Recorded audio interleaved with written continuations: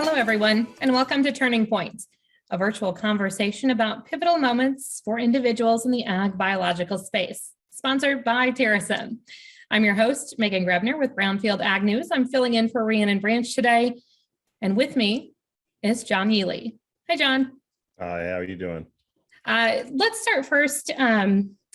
Actually, I want to say, as today is Veterans Day, thank you for your service as a veteran and your dedication and service to this country. We appreciate you and all you have sacrificed.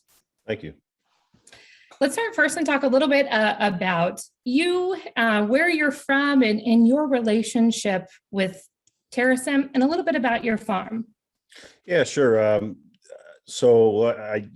When I got out of high school, I joined the Marines and I did my time there. And then afterwards, I went to University of Illinois and I got a degree in agronomy. And when I graduated from there, I moved home to farm with my dad and grandpa.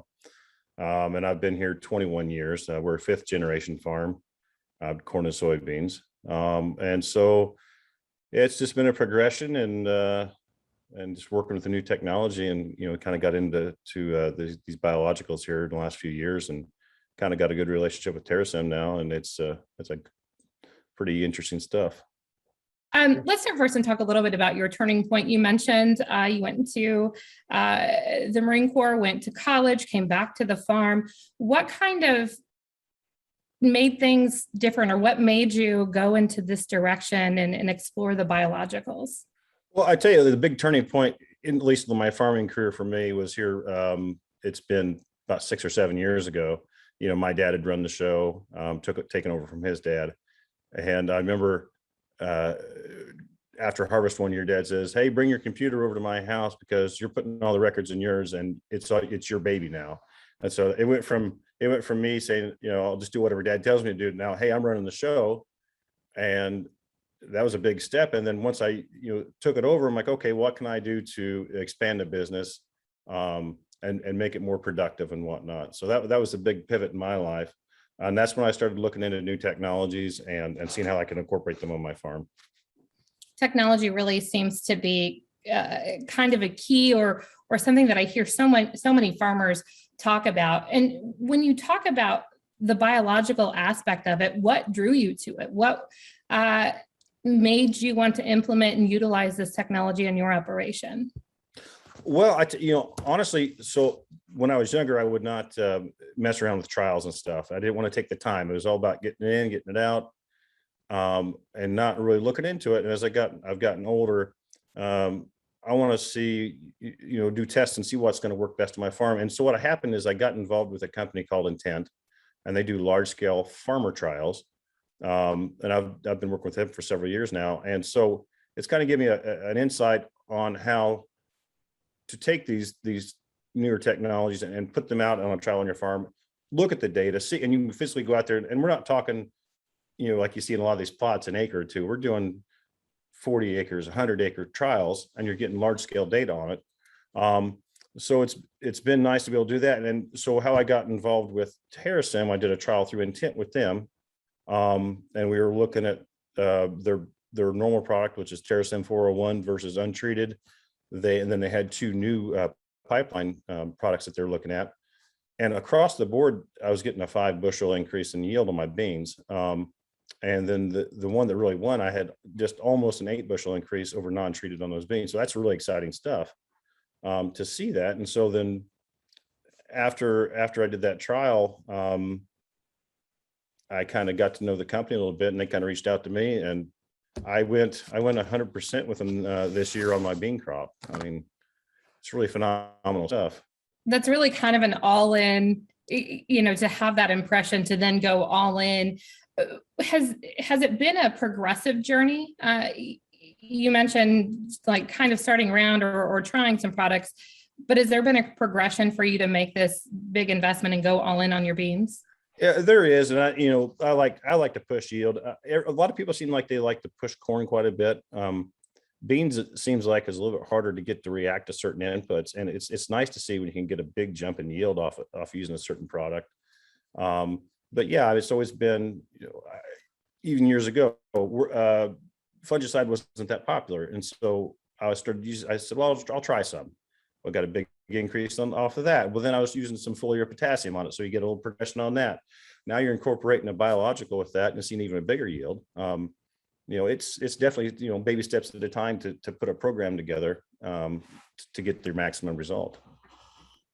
Talk to me a little bit about how you feel, or how you talk to other farmers about biologicals. And is this kind of a turning point for agriculture? How do you bring them into the fold and get them excited about this type of technology also? I've got some younger guys that farm. I'm kind of the oldest of our younger generation here at home, but there's a lot of guys that are progressive farmers and they really like to push. And so, we'll sit down and have conversations about, hey, what are you doing? What works for you? What works for me? And I like to tell these guys, hey, you need to look at this product, even if you're only going to try just a few acres of it, whatever, try it and see if it works for you. And so that's what, we all kind of share ideas and thoughts on these kind of things. And it's this kind of sharing your data that you get from these things. Hey, look at my yield map. And like I meant to mention earlier, what really sold me on, even before I saw the yields off of TerraSim, we went out and did root digs with the team. And I was busy. I can't remember what we were doing, spraying or something. And I said, well, we'll go out and take a look real quick. And they dug up the roots on the bean plant, and the check versus the treated was just, you're almost twice the root mass. And like, wow, I can't believe this is that from, just this little bitty organism that they're putting on there. It was really impressive. So, it's exciting to see that kind of stuff.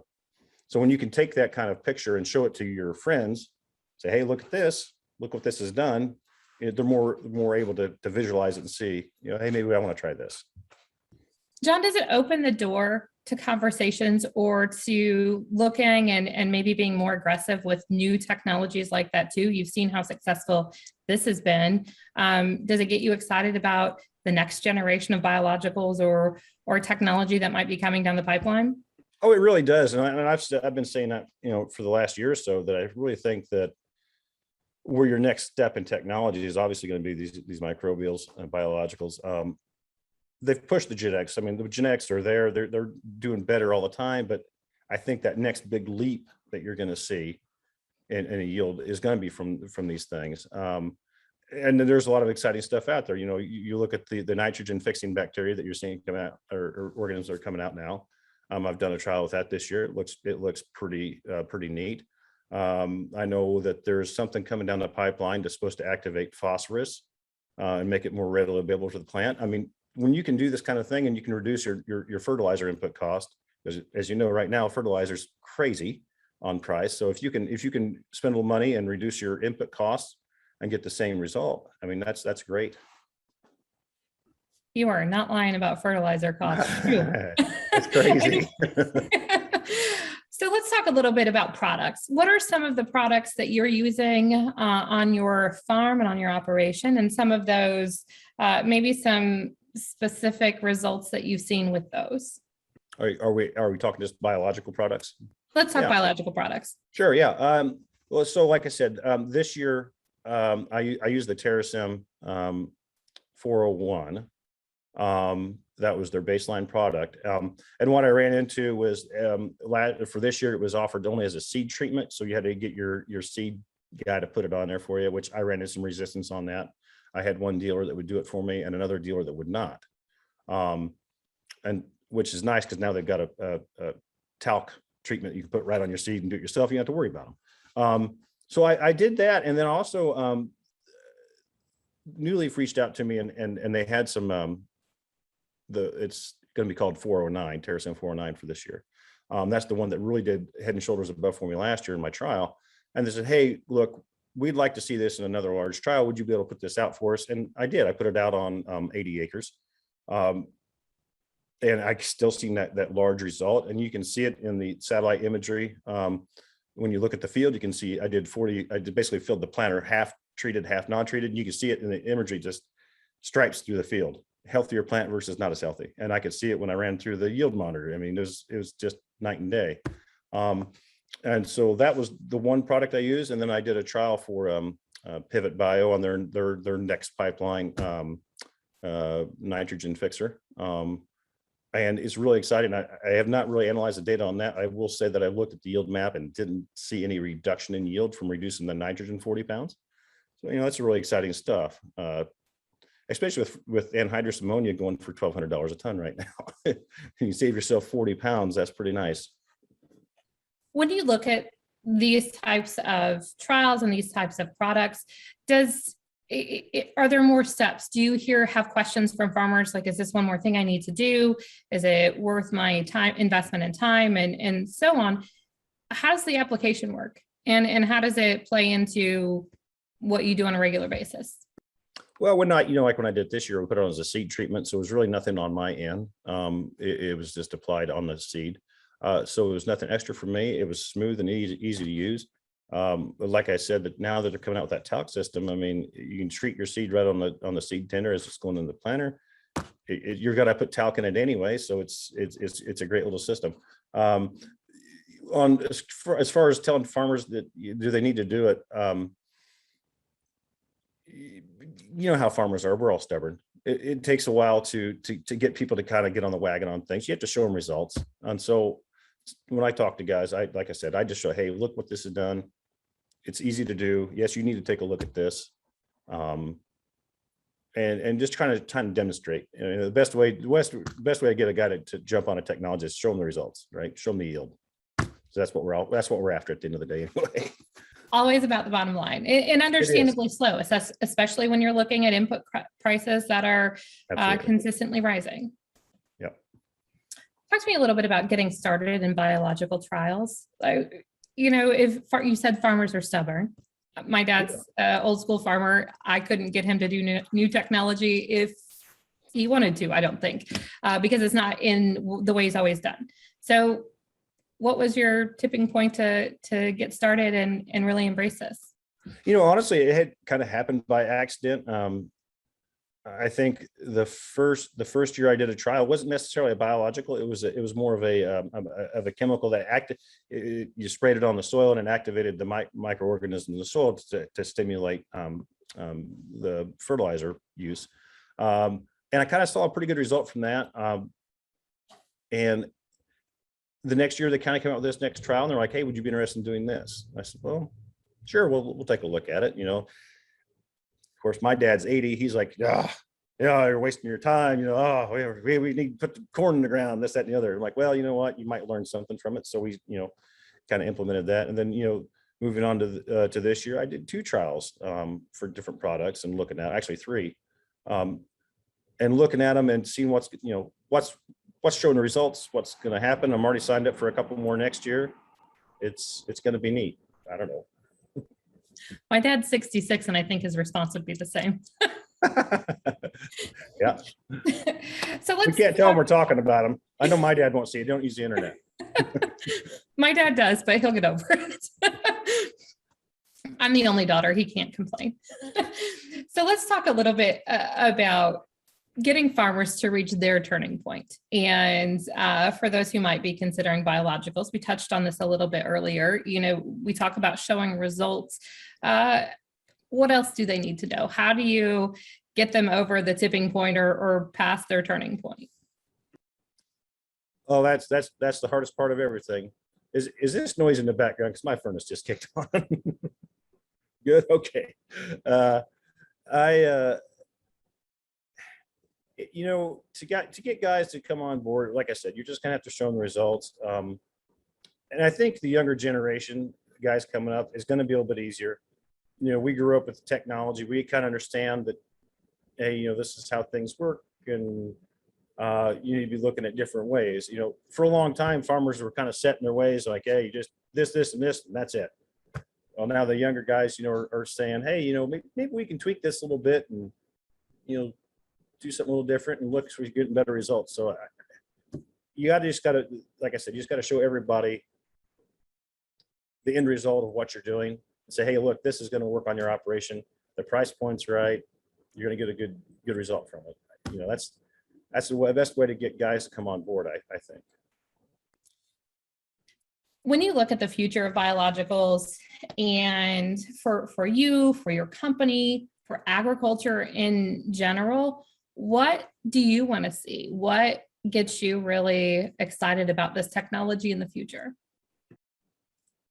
I really like it because it's low impact on you, right? It's just something you're applying to the seed for the most part. You're not having to handle a bunch of chemicals and stuff. Which is nice. You're letting nature kind of do its thing, and it's helping you out. I It's really interesting to see what they're coming out with. Like I said, there's one that's going to be something to help phosphorus uptake. I know, isn't that neat? Who would ever thought you'd ever see that? Who ever thought you'd see a bacteria making nitrogen for the plant, and that being a big thing? And who knows what the next 10 years is going to be? I think how much technology has changed in the 20 years that I've been home. When I first come home, we had to drive tractors still, and now I'm like, oh, my auto steer don't work. Oh crap, what am I going to do? So You get that plant that straight row. exactly. I mean, I remember planting, when I first come home. Now, if I did 300 acres in one day, I was a limp noodle by the time I come out of that tractor because you're driving with markers. And now 300 acres in a day, I'm ready. Hey, give me another couple hundred. Let's go. So, who knows what's going to, come down the pipeline on this biological. I think the sky's the limit. And I think they're going to continue finding products that are better and more efficient than what we're seeing now. You give it another 10 years, and man, where do you think we're going to be? It's going to be exciting stuff. I think it's really interesting when we look at the increase in the uptick in the use of this, and especially as we're having conservation conversations as well. How does that play a role in planning for your future and in continuing to do what farmers have done so well, and that's care for the soil and the land as well? Well, yeah, I mean, you're seeing all these talks about climate change and wanting to reduce fertilizer uses and this, that, and the other, and no farmer wants to go out and put a bunch of stuff down there that's hurting our ground or hurting something else. And we want to be as efficient as we can. So being able to utilize these things is just going to be, obviously good for the environment, and it's probably going to be good for our pocketbook because we're not going to have to pay all these high fertilizer prices. So let's talk a little bit. Let's talk a little harvest. It's that time of year. How are things going? Are you wrapped up? I finished Tuesday. So yeah, we just got done. It's been a weird year, like any year's normal, but we had a really wet October here. There's a lot of guys that struggle to get beans out. There's still a lot of beans in my area out in the field. The corn harvest, the earlier I planted this year, the better it was. It's kind of funny, don't plant when it's cold weather. And I remember I planted a field next to my house here, and I remember planting, it was 38 degrees that night. And I said, this is nuts. I should put it up. It's the best corn I had, 275 across the field. And I should have just kept planting, and the same thing with my beans this year. The earlier I planted the beans, the better they were. I would say I had the second best bean crop I ever had. 18 was my best. And I'd say the corn crop is going to come in number 2 or 3. I haven't had time to crunch the numbers on that yet, but there's still got a lot of guys needing to work ground. I know I didn't get near enough work like I'd like to. It seemed like it rained every time we turned around here. But all in all, good harvest. And I think most guys are real happy with where it landed this year. When you look at a year like this, I know I referenced my dad, probably one of the most challenging harvests for him to try to get his crop out of the ground. Rain every time he turned around. He finished up this week too. So I think it's a cheers all around for everybody who's been able to wrap up. What are some things that you have to look at as you start planning for the 2022 growing season? Well, 22 is going to be an interesting year with like I said, I hate to beat a dead horse, but the fertilizer this year is crazy, especially if you didn't have it booked early. I think nitrogen application next year is going to be probably one of the biggest issues we see, not only with price, but obviously they're saying a supply issue. I've seen very little fall ammonia going around here this year. Typically, we don't see a lot in my area. You go a bit farther north and you see more of it, but even up north, I've not seen a lot. So I think that's probably going to be one of the bigger concerns. Obviously, we worry about weather all the time. We have no control over it.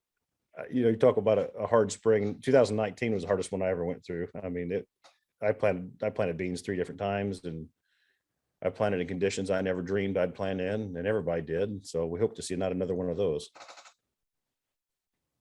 What are some of those like make or break decisions that you have to make, right? You think about not being able to get fall field work done this year because it's so wet in your area. And I know that's the case in some other parts of the country as well.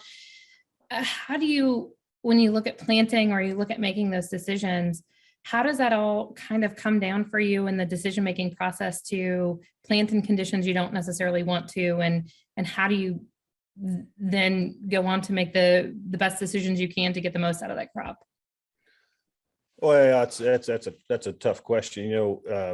I can talk about 19, and I know a lot of guys experience the same problem. We started wanting to plant, and I did plant.